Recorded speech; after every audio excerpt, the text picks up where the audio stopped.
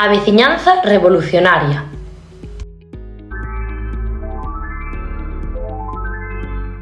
A familia Bananae é nova na cidade de Faunópolis. Neste fermoso lugar atoparon un sitio ideal para construir o seu fogar. Aquí comeza a historia da veciñanza revolucionaria. A casa dos Bananae ten forma cadrada. As súas ventás son cadradas, a súa porta é cadrada, ata a cheminea é cadrada, todo nela é cadrado. No seu interior viven a señora e o señor Bananae. A familia Altamira é a segunda en chegar á veciñanza. Que casa máis bonita! Exclama mamá Altamira. E se facemos aquí a nosa? Pregunta a súa filla. A casa dos Altamira ten forma triangular. As súas ventás son triangulares, a súa porta é triangular, ata a cheminea é triangular, todo nela é triangular. No seu interior viven a señora Altamira e as súas dúas fillas. Ai non! O pescozo de mamá Altamira é demasiado longo para esta casa! A familia Ibernos é a terceira en chegar á veciñanza. Que acolledora é esta casa! Exclama papá Iberno. E se facemos aquí a nosa? Pregunta o fillo.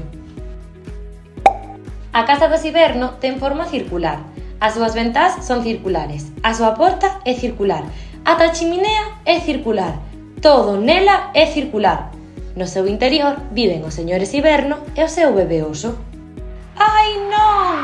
Un forte vento leva rodando a casa da familia Iberno. A familia Lentini é a cuarta en chegar á veciñanza.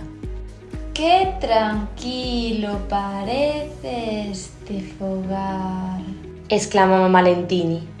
E se facemos aquí unha igual? Pregunta o seu fillo. A familia Lentini construe unha casa cadrada.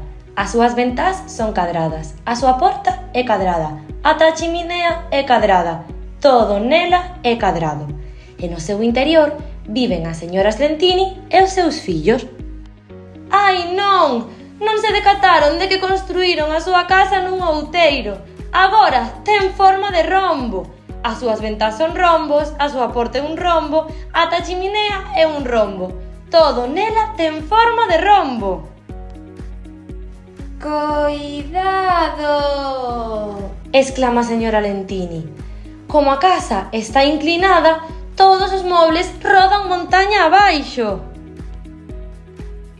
As tres familias fórense refuxiar na casa do señor e señora Bananae. De súpeto, unha forte tormenta cobriu o ceo de Faunópolis. Ai non, a casa dos Bananae está inundando. E agora que imos facer? Pregunta o señor Iberno. Estamos todos en casiña, Di con tristeza a señora Lentini. Temos que atopar unha solución. Exclama a señora Altamira.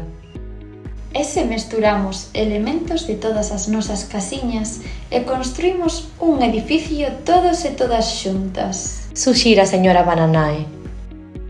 Xirafas, osos, tartarugas e monos traballan en equipo para construir a súa nova casa.